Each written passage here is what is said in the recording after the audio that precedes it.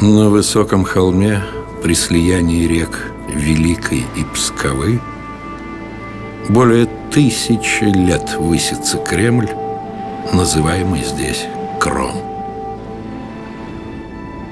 Мощные крепостные стены создают ядро знаменитого Пскова, вольного города, одного из военных, торговых и духовных центров исторической России.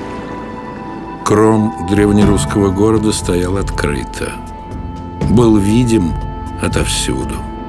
В годы мирные наполнялся запасами для лет военных, арсеналы с оружием, доспехами, пищей и водой.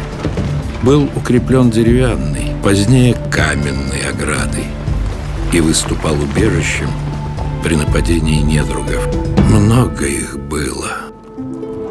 Рос город Псков, менялся и Псковский Кремль. В крепостных стенах отшумела Вечевая республика. Отсюда управляла городом царская администрация. Второе тысячелетие звучит над Псковом голос Святой Троицы.